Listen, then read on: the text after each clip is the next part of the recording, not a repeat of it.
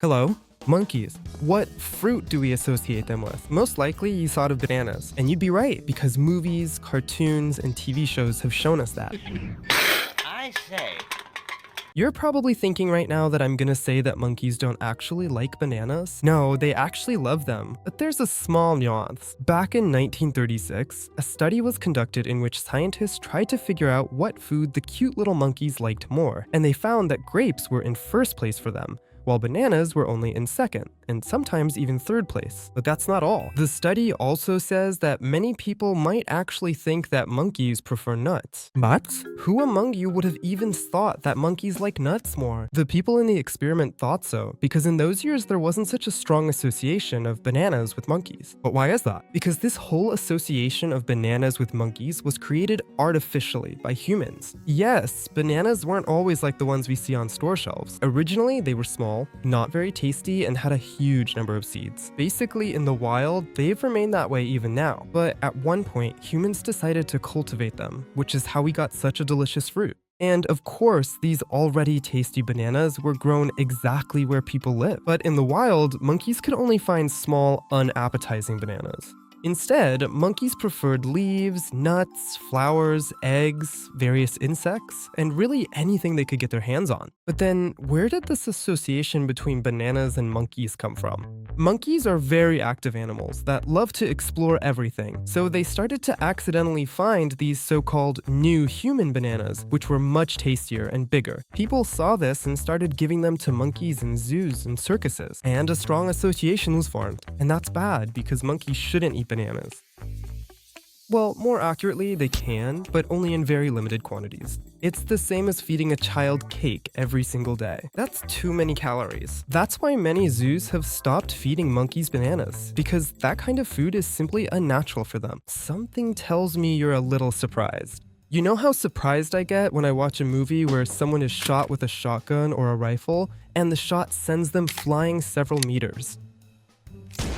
And do you know why that is? When a person is kicked in the chest, it destabilizes them, and they fall down. But if they're hit by a car, they can be sent flying upwards. That's a powerful force. We perceive a shotgun or a rifle as much more powerful than a kick. It's a firearm, after all, which means the person should be sent flying a long distance. Not exactly. Once, on a show that's pretty well known to all of us, they even tested this. And what a surprise! A person isn't even knocked back by a shot from a large caliber rifle. I'll explain. The law of conservation of momentum. If one ball collides with another, then the second ball continues to move. The same goes for a bullet. If you shoot a small enough object, it will move. But the problem is that we are too big for a bullet, and a bullet is too small and fast. And besides, it can very easily pass right through a person's body. And to make a person fly back like they show in the movies, you'd have to shoot them with a cannonball. This boring information is making me want to fall asleep. So what will make a person fall asleep quickly? We all definitely know the answer. After all, they've constantly told us about it in the movies.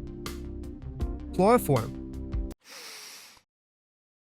Chloroform is an anesthetic that action movie directors know absolutely nothing about. It's a substance that loses its effectiveness with the slightest contact with air. And to actually make a person fall asleep, you have to inhale it for 5 minutes, and in the correct dosages too. And on top of that, this substance can cause serious allergic reactions in many people. So it's definitely not possible to safely and quickly make a person fall asleep using this method. So where did this myth come from? It all started from the moment chloroform began to be used in the first place. In 1894, a newspaper mentioned that a certain thief made his victims fall asleep using chloroform. In the famous Sherlock Holmes stories, criminals also used this substance. In short, newspapers, books, and movies simply invented this miracle substance for themselves, which is very convenient to use in fictional plots. I break out in a sweat just thinking that someone might actually try to put a person to sleep with chloroform after watching a movie. It's funny that many people don't like sweat, or rather its smell. I don't think anyone will change their attitude about this after what I'm about to say, but sweat doesn't smell, and there's nothing to smell because it's mostly just water and salt. But right now I'm talking about eccrine sweat glands, which are located almost all over the body and perform thermoregulation. But there are others, apocrine sweat glands, which are located exactly where the smell itself begins. This sweat has a different chemical composition, and it's even a more oily substance to the touch. But even it doesn't smell. What actually smells is what appears after the bacteria on your body decide to throw a party.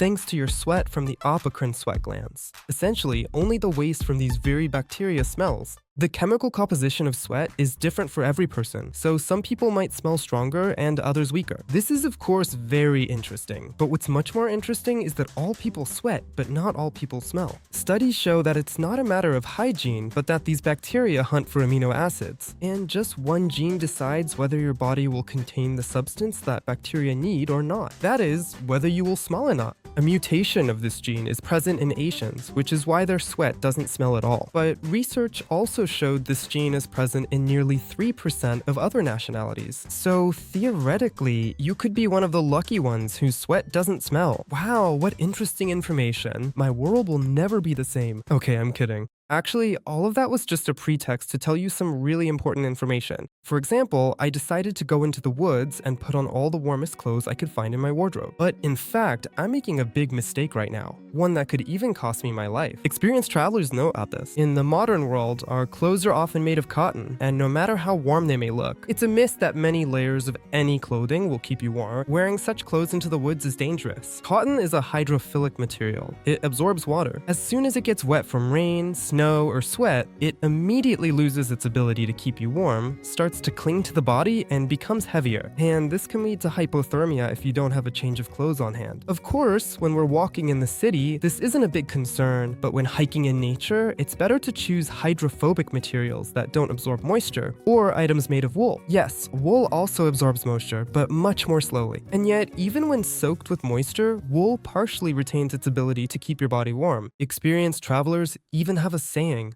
"Cotton kills." So let's go with the wool socks your grandmother knitted, and we'll have nothing to fear. Thanks for watching this video until the end. Write in the comments if you learned something new. Like the video and subscribe to the channel. As always, this has been the Fata Morgana Show, and remember, it's only gonna get more interesting